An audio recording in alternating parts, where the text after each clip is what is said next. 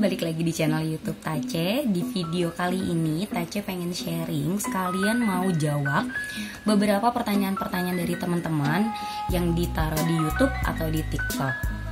Di video kali ini Tace pengen sharing ke kalian tentang pengalaman Tace melahirkan secara sesar ERAKS dengan pembayaran BPJS. Kalau kalian udah ngeliat video Tace yang sebelumnya, itu video Tace buat tahun lalu kalau nggak salah, itu pengalaman Tace melahirkan secara sesar tapi masih konvensional dengan BPJS. Di situ semua Tace jelasin syarat-syarat atau berkas-berkas yang harus dibawa. Kurang lebih itu sama aja. Jadi untuk ERAKS sendiri ini tuh lebih ke metodenya aja yang berbeda. Cuman kalau untuk administrasi dan lain sebagainya menurut Tace itu sama aja kayak yang dulu Tace jalanin. Di sini Tace udah ngerangkum beberapa pertanyaan-pertanyaan dari teman-teman semua. Jadi karena pengalaman atau video Tace tentang melahirkan ERAKS ini Tace share juga di TikTok, dan kemarin sempat update share juga di YouTube, dan di situ tuh banyak banget pertanyaan dari moms atau moms to be yang pengen lahiran secara ERAKS. Itu pertanyaannya kurang lebih sama. Dan di saat ini nih, kali ini Tace pengen sharing ke kalian dan pengen jawab semua pertanyaan-pertanyaan yang kalian tanyain ke Tace. Biar lebih jelas, Tace rangkum pertanyaannya, kurang lebih ada 8 pertanyaan. Nanti satu-satu akan Tace tanya, dari mulai BPJS kelas berapa, dari mulai biaya tambahannya udah berapa, after ERAKS itu seperti apa, pokoknya dan lain sebagainya. Dan nanti di akhir video Tace juga akan cerita atau sharing ke kalian pengalaman Tace setelah konvensional dan ERAKS itu perbedaannya signifikan atau enggak ya. Jadi ditonton videonya sampai habis, jangan lupa like, subscribe, dan komen. Oke, di sini banyak banget pertanyaan yang ditanyakan itu tentang BPJS kelas berapa yang di cover untuk metode sesar ERAKS. Kalau setahu Tace dan dari beberapa artikel yang Tace baca, untuk kelas berapanya itu semuanya tercover. Dari mulai BPJS PPU, itu ada kelas 1, kelas 2, kelas 3. Ini maksudnya tuh BPJS yang dibayarkan oleh perusahaan.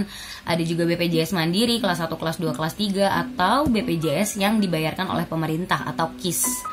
Semua BPJS ini mengcover metode ERAKS.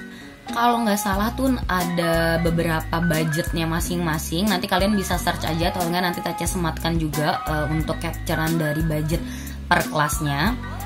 Biasanya itu tergantung dari rumah sakitnya sendiri. Kalau misalkan memang rumah sakitnya itu bisa full nge-cover atau biayanya itu masih tercover dengan biaya BPJS-nya, itu kalian nggak akan ada tambahan. Tapi kalau misalkan biaya atau budget dari BPJS kelas kalian itu melebihi dari biaya yang ada di rumah sakit, itu biasanya nanti akan diakumulasikan atau kalian akan nanggung setengah atau sisa dari pembayaran yang biayanya tidak tercover itu. Terus yang kedua, kondisi seperti apa untuk bisa melakukan operasi sesar ERAKS. Jadi mau ERAKS mau konvensional, jadi gini, ERAKS sama konvensional itu cuman metodenya aja yang berbeda. Jadi sebelum kalian datang ke rumah sakit atau menentukan mau di rumah sakit mana, lebih baik kalian itu make sure ke rumah sakitnya, di rumah sakit itu menyediakan sesar ERAKS atau enggak. Karena setahu Tace, ini belum semua rumah sakit menyediakan metode ERAKS ini. Dan kalau misalkan untuk kondisi seperti apa, itu yang utama nggak bisa request dari kalian. Jadi kalau misalkan kalian baik-baik aja, kalian tubuhnya juga sehat, nggak ada masalah sama janin, terus kalian kucluk-kucluk pengen request sesar, itu bener-bener nggak bisa. Untuk kondisi detailnya itu ada banyak, dan ada beberapa case kayak misalkan tubuh ibunya nggak support, entah dari matanya minus berapa gitu, ada standarnya. Terus juga kelainan dari ibunya, maksudnya ibunya punya penyakit bawaan yang berat, itu ada beberapa penyakit yang memang tidak bisa melakukan atau mensupport ibu untuk melahirkan secara normal, jadi itu harus dialihkan ke sesar. Terus ada juga yang obesitas, itu dia nggak bisa, darah tinggi, setahu Tace itu juga nggak bisa normal. Jadi untuk bisa sesar atau enggaknya, yang diklaim sama BPJS itu harus dari rujukan rumah sakit atau rujukan dari Vaskes 1 kalian. Kalau misalkan memang dari Vaskes 1 bidannya udah tidak bisa menyanggupi, udah menurut dia ini kondisi janinnya nggak bisa atau kondisi si ibu juga nggak bisa untuk melakukan normal, jadi ini akan dibuatkan surat rujukan untuk ke rumah sakit biar kalian bisa melanjutkan atau melakukan tindakan di rumah sakit tersebut untuk sesar. Terus yang ketiga, urutan administrasi untuk ERAKS BPJS. Ini yang sama seperti di awal Tace bilang, untuk urutan administrasi itu sama aja, tapi untuk singkatnya Tace akan ngejelasin urutannya itu. Yang penting kalian ada atau melakukan pemeriksaan di fase 1. Kayak contoh, Tace ini tinggal di daerah Cibubur. Tace tinggal di daerah Cibubur Keranggan Permai. Tace itu fase ke-1-nya ada di klinik swasta, ada di klinik Erni kalau kalian tahu yang tinggal di Keranggan.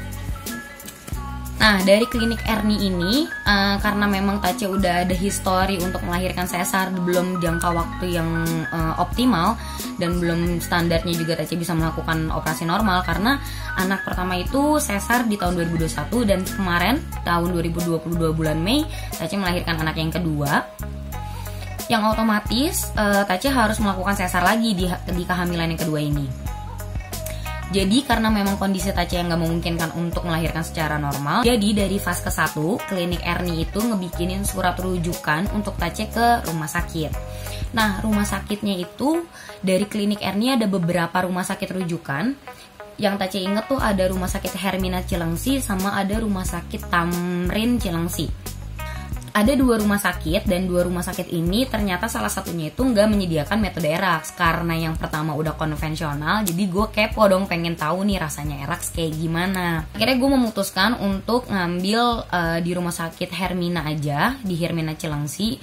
Dan di Hermina Cilengsi itu dia udah menyediakan operasi sesar ERAKS. Dan setahu Tace, di semua rumah sakit Hermina itu udah bisa ERAKS. Kalau misalkan kalian pengen melahirkan sesar dengan ERAKS, itu yang pertama kalian harus make sure dulu ke fase ke-1 kalian bisa atau enggak melahirkan dengan normal, dengan indikasi-indikasi medis yang mereka jelaskan.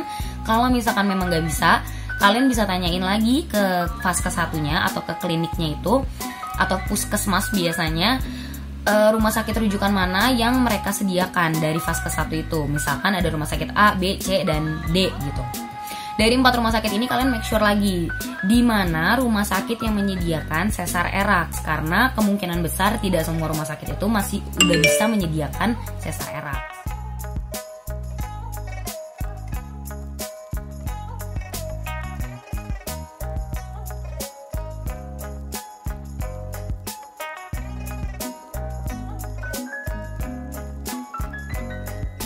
Kesel banget, ternyata video yang gue record itu nggak ke save. Jadi daripada nanti semakin lama untuk uploadnya, gue jawab dengan record voice ya. Jadi untuk yang gue rasain setelah gue melahirkan ERAKS itu, yang pertama tuh gue ngerasa pusing tapi nggak terlalu berkepanjangan.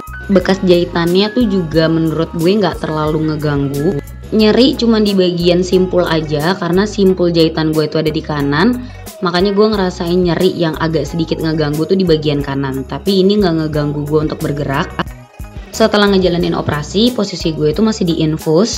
Dan yang gue rasain itu bener-bener sakit mules luar biasa. Ini tuh namanya kontraksi rahim. Jadi dari rahim kita kecil, ada bayi jadi besar, and then rahim kita tuh harus kembali kecil lagi. Gak tahu gue lebay atau gimana, tapi menurut gue ini rasa sakitnya tuh bisa 10 kali lipat kalau kita mau mens. Jadi bener-bener mules banget dan rasanya tuh kayak kontraksi, karena gue tuh ngerasain kontraksi dulu untuk kelahiran yang pertama. Yang terakhir gue ngerasa mual. For your information, selama kita di infus itu ada obat untuk ngerangsang kita kontraksi. Makanya kita tuh bener-bener ngerasain kontraksi yang berlebihan atau yang tadi gue bilang mules banget itu. Dan ada berbagai macam obat di infusannya itu yang ngebikin gue jadi mual. Tapi alhamdulillah pas semenjak infusannya itu dilepas, kontraksi yang gue rasain tuh gak sehebat pas pada saat masih di infus. Terus juga rasa mualnya perlahan hilang, dan bahkan besokannya udah gak mual-mual lagi. Oke, kalau untuk berkas-berkas yang harus disediakan untuk konvensional atau ERAKS, itu kurang lebih sama untuk berkas yang harus disediakan. Gue udah share di video yang sebelumnya, kalian bisa cek untuk detail berkas-berkas apa aja yang harus disediain. Tapi kalau dari pengalaman gue sangat amat menyarankan kalian untuk sediain surat PCR H-3 sebelum kalian mau ngelakuin operasi sesar. Karena kalau misalkan kalian gak punya surat PCR, nanti otomatis kan di PCR-nya di rumah sakit. Nah, untuk hasil PCR-nya sendiri itu bakal keluar 1 kali 24 jam. Kalau kalian gak nyediain surat PCR dari rumah atau surat PCR pribadi, Takutnya nanti kalian bakal ngerasain kayak Tace kemarin. Jadi Tace dikurung dulu nih di dalam ruang isolasi sampai surat PCR Tace keluar. Dan itu bener-bener sendirian, gak ada keluarga, suami juga gak boleh nemenin. Dan yang ngebikin sedihnya lagi, kita jadi semakin lama buat ketemu sama anak. Selanjutnya, anak tercover dengan BPJS atau enggak? Iya, anak itu tercover sama BPJS. Jadi setelah kalian melahirkan itu nanti anak akan otomatis dimasukkan ke dalam BPJS kalian. Kalau misalkan BPJS kalian itu PPU, kalian punya BPJS sendiri dari dari perusahaan, itu nanti anak kalian bakal nyantol ke BPJS utama kalian itu.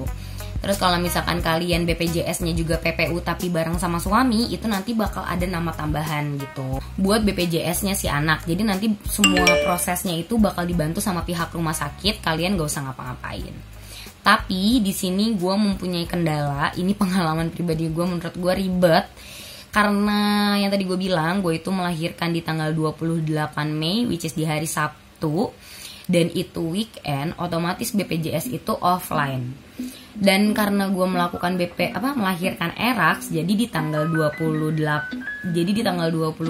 Mei itu gue lahiran pagi, di tanggal 29 Mei hari Minggunya itu gue pulang. Bener-bener cuma 1 hari ada di rumah sakit. Nah, pas pada saat pulang itu kan posisinya hari Minggu, berarti BPJS juga belum waktunya untuk buka kan, maksudnya mereka masih libur gitu kan. Jadi kalau gue mau pulang bawa anak gue harus ngedepositin dulu. Dan by the way di sini gue ingetin lagi, gue melahirkan di rumah sakit Hermina di daerah Cilengsi, Jawa Barat.